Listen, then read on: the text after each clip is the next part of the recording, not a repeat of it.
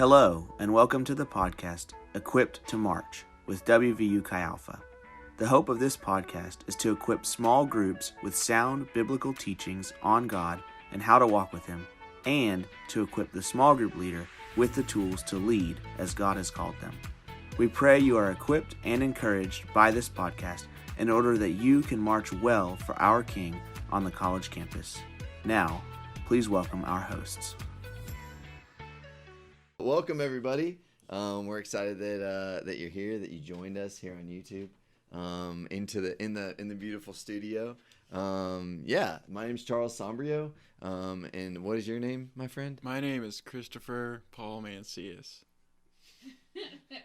Sweet. And we get the honor of having a special guest here today. Why don't you introduce yourself? I'm Heather McEntee. Awesome. Well, thanks for being with us. Yeah, of course. Yeah, this is really sweet. We're super excited about just like the opportunity to do something like this for our small group leaders and our small groups. Sweet. So today we are talking about this idea that God has a right on your life. It's going to be exciting. Do you guys remember, the first time you heard that, what it did, or kind of like what impact it's had on you since then? Yeah. I mean, I can go first. Yeah. Probably the first time I heard about it was in LTC class. It was a topic. What is LTC? LTC. It is leadership training class to becoming a small group leader. Sounds fun. And so, honestly, the first time I heard it, it kind of rubbed me the wrong way. There's internally this resistance. And as I look back now, it's mostly because if God had a right on my life, that means I didn't. And so that means I would have to give up control, and that's not always fun. And then honestly, it also kind of scared me because I was like, well, what is God going to lead me to? Yeah. But I think that showed a lot of I didn't know Him enough to realize this is a good thing. Yeah. So now I've grown to see Jesus really is worthy to have a right on my life. He is. Yeah, He's good. Yeah. And also not just that He's worthy, but that is really His rightful place. Yeah. As Lord. So. Cool. Yeah, for me it was I don't remember hearing that exact phrase before freshman year of college, when I got involved with Chi Alpha my freshman year. But I think it was something that when I heard it my freshman year, just wherever Chi Alpha sermon, whenever it was, it made sense to me because I had grown up going to church, and so I had my main perception of who God was Lord, and so but it was God is God because He's God. Yeah. That's kind of what I thought growing up, because the Bible said so, and that's what my parents taught me, and my main community growing up was in church and youth group and Sunday school, and so when I heard it my freshman year that way, I kind of already had this framework for well, if He is Lord, then that to me already obviously makes sense why He would have a right on my life. And so but when it was explained, when that phrase was explained, and it was explained in a different way when I did hear it, than just God is God because He's God, you know. Yeah. So it was really cool learning, seeing that in a different way, than when I had grown up. Yeah, that's awesome. Yeah, I think God is God because He's God. Yeah. I don't know. I feel a lot of people think that, and this really is kind of clarifying that, or putting legs on what that means, because if God is God because He's God, then okay, what difference does that make? You know what I'm saying? Right. I was thinking about this, okay, this is a really cool, I don't know, God has a right in my life, it's easy to remember, and it sounds it's a cool phrase. Yeah, it's kind of okay, I could get that as a tattoo, or something like that. But something that it made me think of was just this idea of, like you said it, Heather, and I think you might have said it too, just God is Lord. Mm-hmm. And so I was just kind of okay, it's hard for us to understand what that means. Like no one here has a lord. Right. like you don't have a lord like from your no matter where you're from, whether Lord from like a small town Charles. West Virginia or like Philadelphia, big city, like there's no lord of Morgantown. You know what I'm saying? And so it's kind of hard for us to understand, or like a king. And so I was thinking, like, what is this? What is this? And yeah, it's kind of like a Bible-y word, you know? At least in America. And so one thing that I was kind of like looking was like, okay, where does it say Lord like in the Bible? And it's all over the place. Actually, what's really cool is the name that God kind of gives himself to distinguish himself from other gods, and idols and things like that is Lord, is translated to Lord. We would say like Jehovah, if you've ever heard that, but that just means Lord. And one thing that I was like reading is in Exodus chapter 20. Just starting in chapter 20, it says, God spoke all these words saying, so this is God speaking. He says, I am the Lord your God, who brought you out of the land of Egypt, out of the house of bondage. And I am the Lord your God. And then everybody, whether you read the Bible or not, everybody listening to this podcast knows the next part of this. Do y'all know what I'm talking about? What comes right after this? Yeah, 10 Commandments, right? So you probably heard about it in school or somewhere, the 10 Commandments. And so basically God established himself, who am I? I am the Lord your God. And then he gives 10 Commandments. And something that's really cool about that is he says, I am the Lord. And then he says, here's how to be my friend. And so it really just kind of puts him, it's a descriptor of God versus something that he does. Do you see what I'm saying? Like it's not like I am the Lord because that's my job. He's the Lord because that's a description of who he is. And so yeah, that's just kind of like freaked me out. It was pretty rad. I think something like thinking about like God is Lord, like it's like kind of like scary to say because it's like, well, God's Lord of my life, but I don't, you don't want to put it over someone else. Like, and it's true, like he may not be Lord over your life, like, but that doesn't negate like the fact that he is Lord. Yes. Like in general, it's a fact. Like God is Lord over all the earth. Like Psalms 24:1-2 says like, the earth is the Lord's and the fullness thereof, the world and all like who live in it. And so it's like there's like the standard. Yeah, that's right. Yeah, it's like an unchangeable fact about a person. Like God is a person, and so there's like Heather I know is from Houston, and so like she was born there, that like she wasn't born anywhere else. She could say she was born somewhere else, but that still wouldn't change what's actually a fact about her life. And so like if someone were to say, oh no, Heather's from Morgantown, well, she lives in Morgantown now, but she wasn't born in Morgantown, And so like when we say like God is Lord, it's like an unchangeable fact about his character, like who he is. That's never going to change, whether or not, I believe, Heather's from somewhere else or was born somewhere else, but it's like to everyone in the world, as long as Heather was born in Houston, which she was, that's always going to be an unchangeable fact about who she is. It doesn't matter what you believe or what you've heard or what other things say. Like that is like, that's a unchangeable fact about about Heather. Right on. And so like, it's like pretty crazy. Yeah, it makes me think like when I kind of like first heard this, it just kind of went in one ear, went out the other. Like a lot of stuff did when I first came around Chi Alpha, but I remember I was running. This sounds so silly, but like I was running, listening to a sermon. Like probably not many people do that because a lot of people don't like sermons and a lot of people don't like running. So I was establishing myself.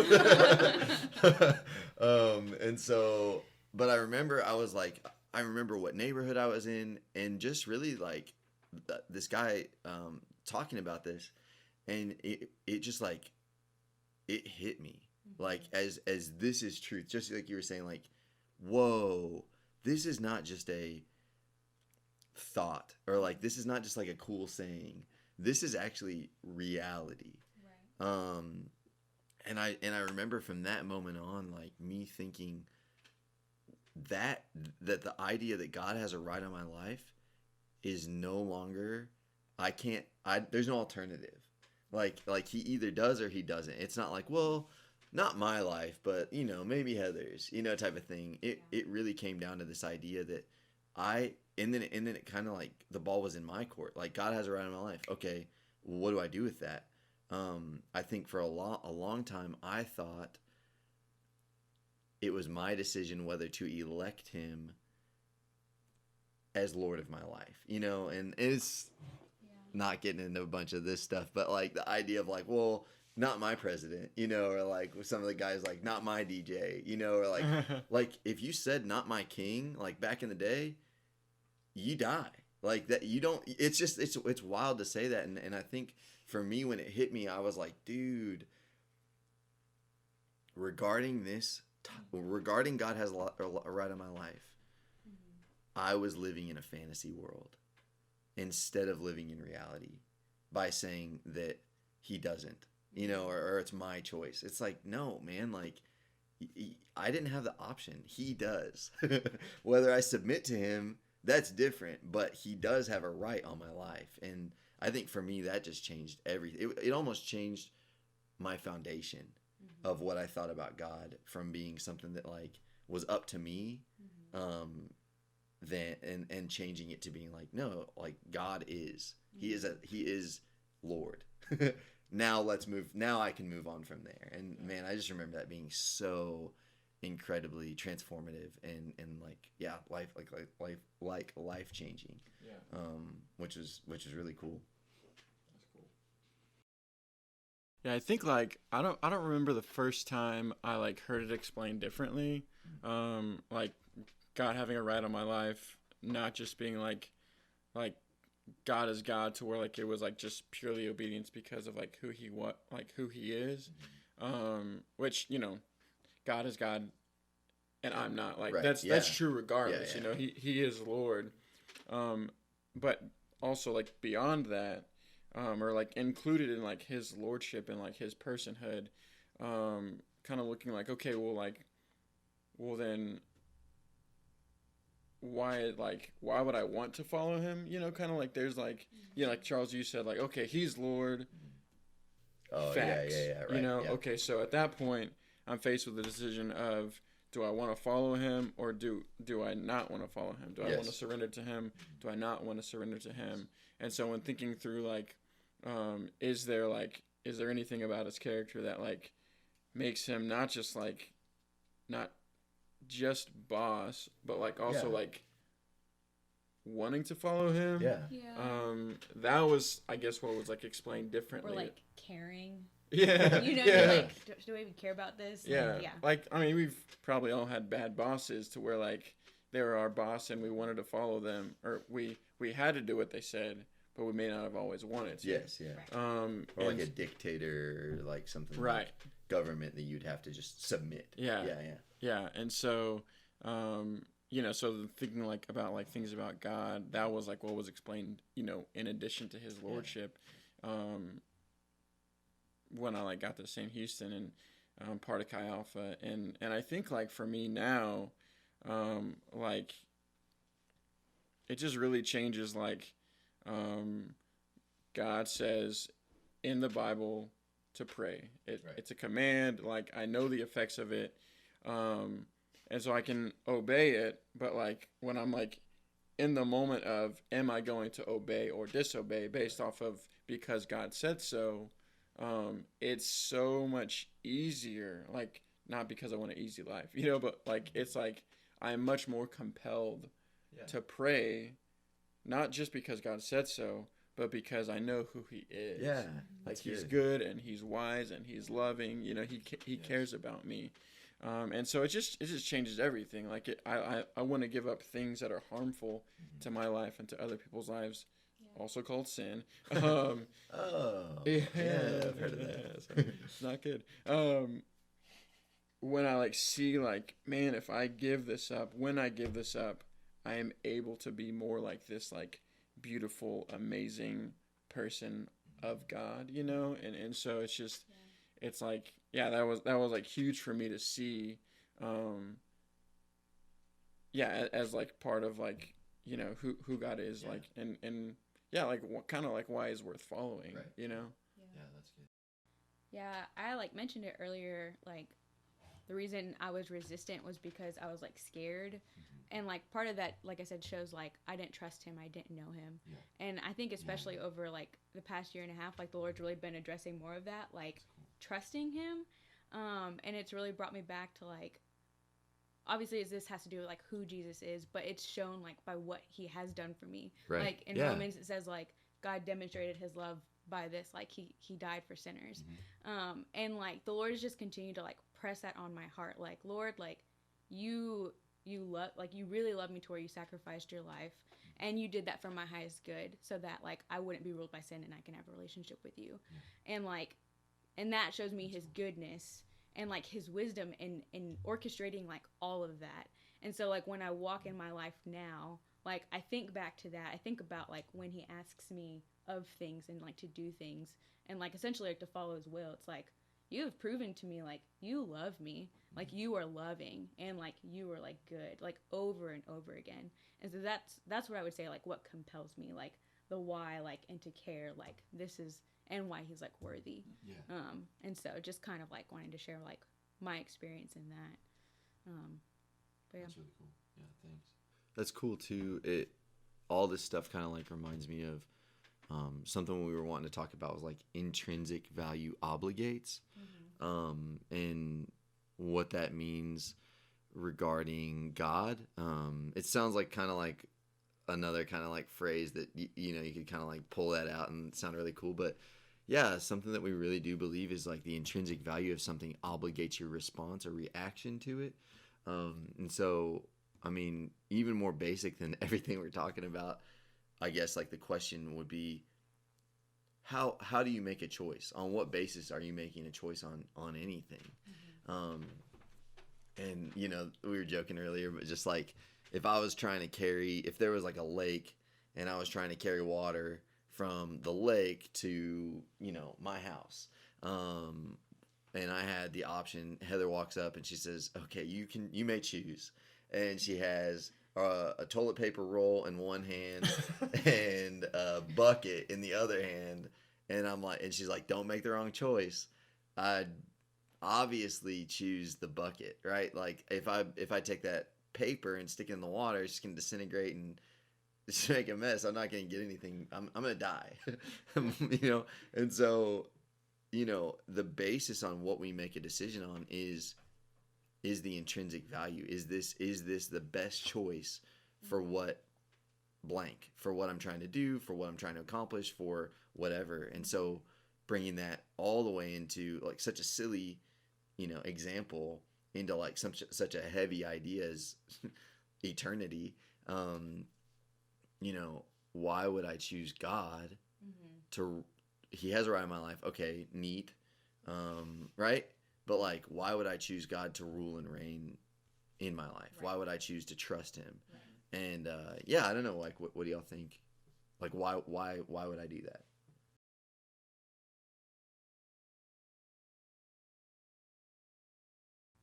Yeah, I mean, kind of like as I like was just saying, the reason why is as I've like walked with God and I've seen him in my life, like I have seen he is like most good, and like most wise. And so I like look back at like the decisions I've made in my life and I'm like, that didn't work out. I'm like, that led to a lot of like hurt or just like really bad mistakes. And even knowing like, man, the Lord, he probably wanted me to choose this, and he wanted me to choose it because it was what was best for me, because he's good. And so yeah, he is the most valuable. Like who he is more valuable than anything else that I would ever like give supreme authority to. So that's cool. Yeah. Basically it's same thing. And that's how like that was like how it was explained, like when I like first like learned like God has a right on your life. His intrinsic value is what like really like obligates, not like I'm forced to. Right. Yeah. But like I'd be so dumb. yes. Yeah. Yes. If I didn't I think choose him. That's really good because I know for a long time, obligate, like, it was just like, well, I should do this. And it just gives it like a weird connotation. But it's like, I should, but it's because it's like most compelling. Right. Yes. I guess. Yeah. Or like Charles would be a buffoon, as our dear beloved friend Damani would say, if he chose the toilet paper to move that water Yeah. from the lake to wherever he said, and Yeah. he would die if he did. Apparently, I don't know why, but rest in peace. But he would choose the bucket because he's not a Yes. buffoon. Right, Like yeah. he has brains, you know, and he's I'm like, not forced to. right, yeah. And so it just makes most sense given the like inherent qualities Yes. of whatever you're thinking about. And so when we look at God, his goodness, his wisdom, like his power, Yeah. his uniqueness, like he's so different, you know, like in so many ways, and he's like he's the only one like him, you know. And so like when you actually read the Bible, and you see who he is and how he's acted, which like demonstrates his character, and what he's like, and you start to see like what he's like, then it's like, man, like this person is amazing. Yes. I can now see that he's the only one qualified Yes. Yeah. Yeah. Yeah. That's it. to That rule is- my yeah, life that's in a capability sense. And I was talking with Grace earlier this morning about it, and just like and what she was saying, and this is awesome, was just he's like, because she knows that he has her highest good in mind Yes. every single second of her life, she knows that she can trust him with everything. And yeah, that's totally true. Like he does have our highest good. He has my highest good every point in time, in mind. And so like for me to not like give control of my life to him completely, would be really dumb. Right. Yes. To try and like keep things within my own reign, my own like, you know, inability really like to control. Right. And so yeah, that's like, yeah, that is, he's pretty great. I guess I wonder, like, even sometimes as we like have this knowledge, like, you know, we can see in front of us things that are like more valuable than the other, like what's good for us and what isn't, and but we can still like choose things that are like mediocre for our lives, which is like, yeah, it just sucks. Yes. And I'm just like, I don't know, like, why do you guys think that?